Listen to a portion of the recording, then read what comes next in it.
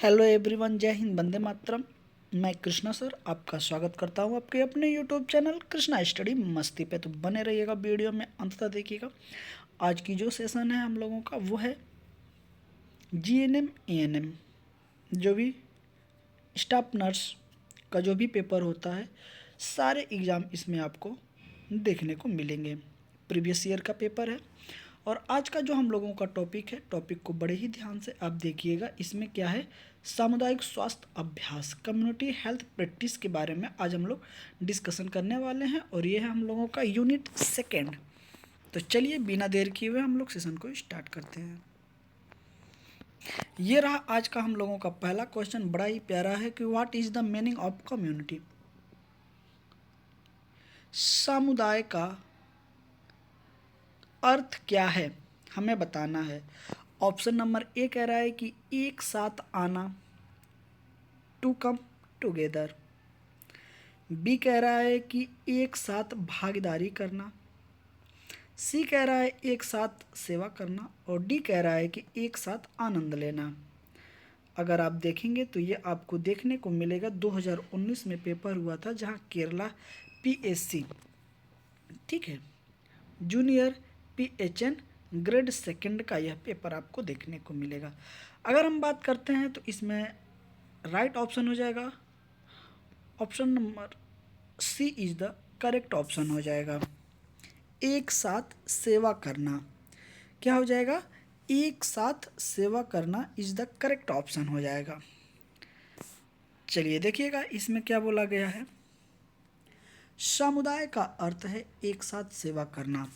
दूसरे शब्दों में कहा जाए तो समुदाय का अर्थ व्यक्तियों और ऐसे समूहों से है जो किसी क्षेत्र विशेष में किसी एक उद्देश्य, कॉमन गोल, ठीक है, की प्राप्ति हेतु इकट्ठे रहते हैं तथा एक सामान्य जीवन के भागीदार होते हैं। सामान्य जीवन के भागीदार होते हैं। चलिए देखिएगा क्वेश्चन नंबर सेकेंड। ये भी क्वेश्चन अगर आप देखेंगे तो यहाँ पे आपको देखने को मिलेगा Kerala PCS second PHN grade second का यह पेपर है, ठीक है। क्वेश्चन कह रहा है स्वास्थ्य शिक्षा के सिद्धांतों में सभी सम्मिलित हैं सिवाय, सिवाय का मतलब कि एक को छोड़कर, सब सम्मिलित हैं, एक को छोड़कर हमें बताना है कि कौन सा। आगे दे रहा है कि भागीदारी, बी कह रहा है कि प्रेरणा, सी कह रहा है दंड और डी कह रहा है कि सुदृढ़ीकरण। अगर हम बात करते हैं तो इसका राइट ऑप्शन हो जाएगा option number C is the correct option. दंड को छोड़ के बाकी आपका जो सब है वो क्या है, सम्मिलित हैं। स्वास्थ्य शिक्षा के सिद्धांतों में आपकी भागीदारी सम्मिलित है, प्रेरणा सम्मिलित है, सुदृढ़ीकरण सम्मिलित है, लेकिन दंड सम्मिलित नहीं है। इसलिए राइट ऑप्शन क्या हो जाएगा, सी इज द करेक्ट ऑप्शन। देखिएगा लोगों को स्वास्थ्य के सभी पहलुओं के बारे में शिक्षित करना स्वास्थ्य शिक्षा कहलाती है। स्वास्थ्य शिक्षा के अंतर्गत पर्यावरणीय स्वास्थ्य, शारीरिक स्वास्थ्य, सामाजिक स्वास्थ्य, भावनात्मक स्वास्थ्य, बौद्धिक स्वास्थ्य और आध्यात्मिक स्वास्थ्य के साथ साथ यौन और प्रजनन स्वास्थ्य शिक्षा भी सम्मिलित है। दंड देना स्वास्थ्य शिक्षा का सिद्धांत नहीं है। ओके, चलिए आगे देखिएगा। अगला है हम लोगों का कि ASHA worker included in the country together. देश में आशा कार्यकर्ता की शुरुआत की गई।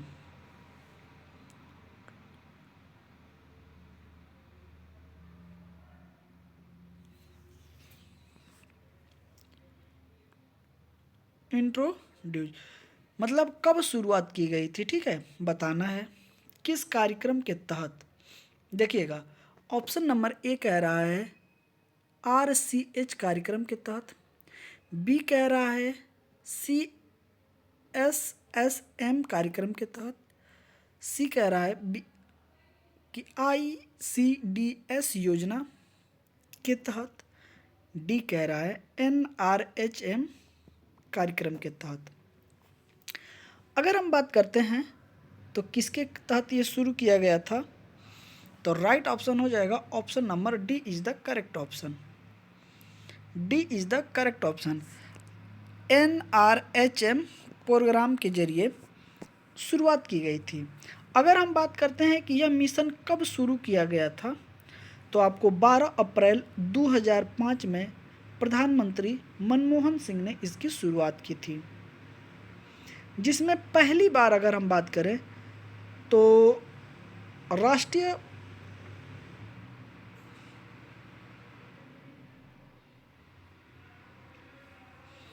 राष्ट्रीय ग्रामीण स्वास्थ्य मिशन के तहत 1000 की जनसंख्या पर एक आशा कार्यकर्ता सुनिश्चित किया गया था।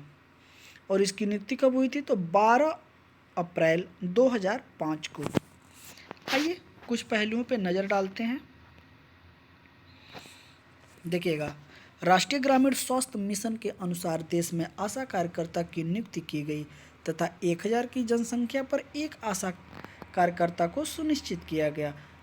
राष्ट्रीय ग्रामीण स्वास्थ्य मिशन NRHM की शुरुआत 12 अप्रैल 2005 को भारत के प्रधानमंत्री डॉक्टर मनमोहन सिंह ने की थी। अब इनकी भूमिका के बारे में भी हम देखते हैं। लोगों को स्वास्थ्य के प्रति जागरूक करना आशा का प्रमुख कार्य होता है। आशा गांव के लोगों को उप स्वास्थ्य केंद्र, ठीक है, प्राथमिक स्वास्थ्य केंद्र, सामुदायिक स्वास्थ्य केंद्र पर उपलब्ध सेवाओं के बारे में जानकारी देती हैं। तो आशा का जो काम है वो आपको यहाँ पे समझ में आ रहा है। मोटे मोटे तौर पे आप ये समझिएगा, इनका काम है जो लोग मेडिकल सुविधा पाने में असमर्थ हैं या फिर नहीं जानकारी हो पाती है, उनको जो भी सरकारी हॉस्पिटल होते हैं, ठीक है, आपके नज़दीकी में, वहाँ पे इनको क्या होता है, लेकर जाना और वहाँ सुविधाएं उपलब्ध करवाना। ओके, चलिए। आशा महिलाओं को प्रसव की तैयारी, स्तनपान और अतिरिक्त आहार, टीकाकरण, परिवार नियोजन तरीके के बारे में उचित सलाह देती हैं। मुझे उम्मीद है कि आपको सारी चीज़ें अच्छे तरीके से समझ में आ रही हैं। अब हम लोग चलते हैं क्वेश्चन नंबर 4, देखिएगा, ठीक है। क्वेश्चन नंबर 4 कह रहा है कि निम्नलिखित में से कौन सा सामुदायिक स्वास्थ्य अभ्यास के उद्देश्य में नहीं है। हमें क्या करना है, नहीं वाला बताना है, ठीक है। देखते हैं क्या है। ए नंबर कह रहा है कि मृत्यु दर में कमी लाना। बी कह रहा है कि रुग्णता दर में वृद्धि लाना। सी कह रहा है कि मानव जीवन की औसत अवधि में वृद्धि लाना। डी कह रहा है कि व्यक्ति के शारीरिक, मानसिक और सामाजिक कल्याण में वृद्धि लाना। अगर हम बात करते हैं तो इसका राइट ऑप्शन हो जाएगा option number B is the correct option हो जाएगा, increasing in the morbidity rate. Okay, रुग्णता दर में वृद्धि लाना। ओके, आगे देखते हैं क्या है। आगे देखिएगा, स्वास्थ्य, सामुदायिक स्वास्थ्य का उद्देश्य मृत्यु दर में कमी लाना, मानव जीवन की औसत अवधि में वृद्धि लाना, व्यक्ति के शारीरिक, मानसिक और सामाजिक कल्याण में वृद्धि लाना तथा बेहतर स्वास्थ्य सेवाओं के द्वारा समुदाय के लोगों को बेहतर स्वास्थ्य स्तर प्रदान करना, जबकि मोर्बिडिटी रेट में वृद्धि लाना सामुदायिक स्वास्थ्य अभ्यास का उद्देश्य नहीं है। हमें नहीं वाला ही देखना था। क्वेश्चन नंबर 5 है कि आयोडीन प्राकृतिक रूप से किस में पाया जाता है, ठीक है। ऑप्शन नंबर ए कह रहा है कि मृदा में, बी कह रहा है जल में, सी कह रहा है मिल्क में, डी कह रहा है कि ए और बी दोनों में। Rajasthan NHM ANM 2016 shift second में यह क्वेश्चन पूछा गया था। अगर हम बात करते हैं तो इसका राइट ऑप्शन हो जाएगा option number D is the correct option. और इसमें क्या है, ए और बी दोनों दिया है, मतलब जल में भी पाया जाता है और मृदा में भी पाया जाता है। ठीक है, आगे देखते हैं। आयोडीन प्राकृतिक रूप से मृदा एवं जल में पाया जाता है। आयोडीन सामान्य वृद्धि एवं मस्तिष्क के विकास के लिए आवश्यक तत्व है। इसकी कमी से घेंघा रोग, विशेष रूप से हाइपोथायराइडिज्म, अल्प सक्रिय थायराइड का सबसे आम कारण है। समुद्री शैवाल आयोडीन के सबसे अच्छे स्रोत में से एक हैं। आगे देखिएगा, अगला है हम लोगों का क्वेश्चन, क्षारीय एल्काइन पदार्थ का पीएच होता है, कितना होता है? 7 से ज़्यादा होता है, 7 से कम होता है, 9 से ज़्यादा होता है, 9 से कम होता है। तो कितना होता है? तो 7 से ज़्यादा होता है। Option is the A correct हो जाएगा। मोर देन 7 हो जाएगा, 7 से ज़्यादा। जब भी आप देखिएगा यहाँ पे एक स्केल होती है ऐसे करके, और इस पे एक पॉइंट होता है, 1 2 3 4 5 6, 7 नंबर पे 0 हो जाएगा, फिर यहाँ से ये रहेगा 14 तक। ठीक है, अगर 7 से कम हो जाएगा तो ये क्या हो जाएगा? एसिड हो जाएगा। ठीक है, और अगर यहाँ से ज़्यादा है तो ये क्या हो जाएगा? बताइए, बेस हो जाएगा। ठीक है, और अगर 7 पे है तो क्या हो जाएगा? उदासीन हो जाएगा। Okay,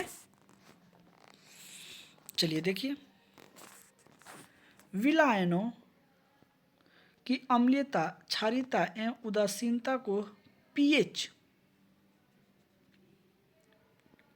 potential of hydrogen, scale द्वारा मापा जाता है। उदासीन विलयन शुद्ध जल का पीएच मान 7 के बराबर और क्षारीय पदार्थ 7 से अधिक होता है। अब आप हमें बताइएगा ब्लड का पीएच कितना होता है। ठीक है, 7, निम्नलिखित में से कौन सा कथन सामुदायिक स्वास्थ्य परिचालक की भूमिका बताता है? एक कह रहा है कि देखभाल प्रदाता, बी कह रहा है संवेदनशील पर्यवेक्षक, सेंसेटिव सुपरवाइजर, केयर प्रोवाइडर। हमें बताना है इसमें कौन सही है और कौन गलत है।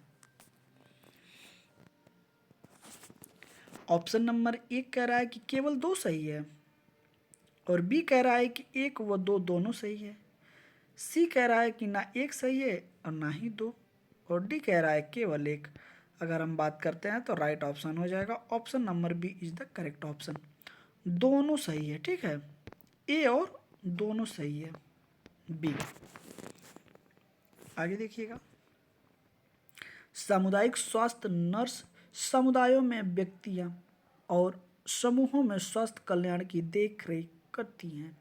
वे नैदानिक और गैर नैदानिक दोनों तरीके के कर्तव्य निभाती हैं, लेकिन प्राथमिक जिम्मेदारियां निम्न हैं: देखभाल प्रदाता, संवेदनशील पर्यवेक्षण, टीके लगाना, रक्तदान अभियान और कार्यक्रमों का समन्वय करना आदि आदि आता है।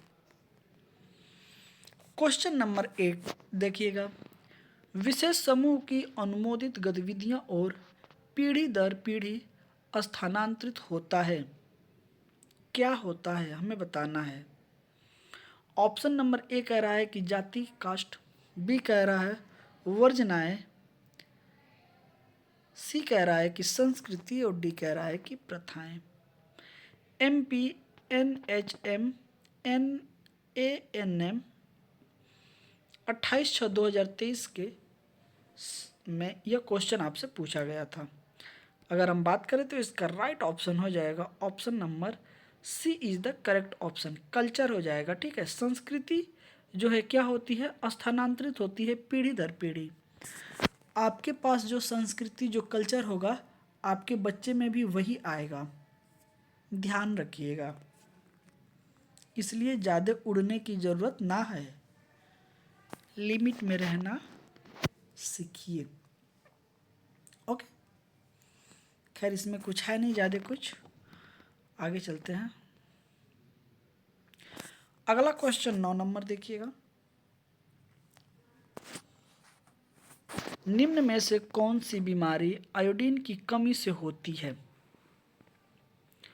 ऑप्शन नंबर ए कह रहा है कि गायटर या घेंघा, बी कह रहा है क्षय रोग, सी कह रहा है पोलियो, डी कह रहा है मलेरिया।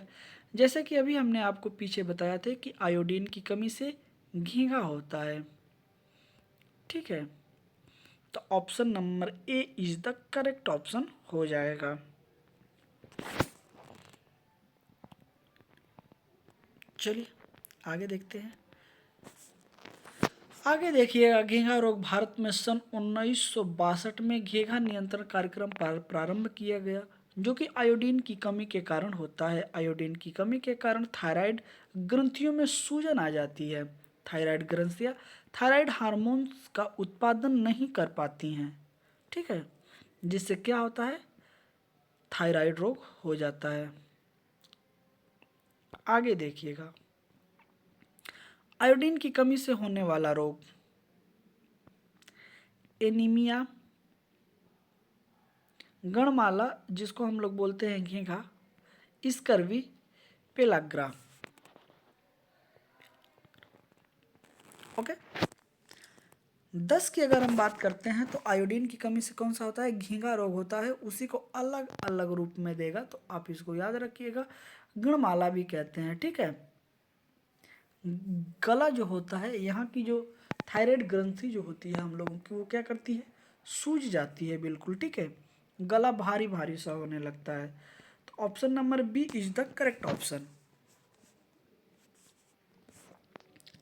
आयोडीन की कमी से होने वाला रोग गणमाला है। इसमें थायराइड ग्लैंड बड़ा हो जाता है और वह जितना संभव होगा उतना ही आयोडीन इकट्ठा करने की कोशिश करता है, जिससे थायराइड ग्रंथियां सूज जाती हैं। आमतौर पर दर्द रहित होता है, लेकिन दर्द का कोमलता महसूस हो सकती है तथा एक बड़े आकार का, ठीक है, सांस लेने में निगलने में मुश्किल पैदा करता है। जब हम सांस लेंगे या खाएंगे तो ये गला क्या करेगा, जो ग्रंथियां हैं ये क्या करती हैं, हमें दर्द महसूस कराती हैं, ठीक है।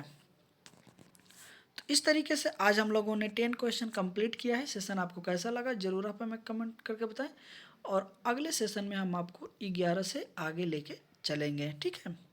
चलिए मिलते हैं अगले सेशन में, तब तक के लिए जय हिंद, वंदे मातरम, अपना ख्याल रखिएगा।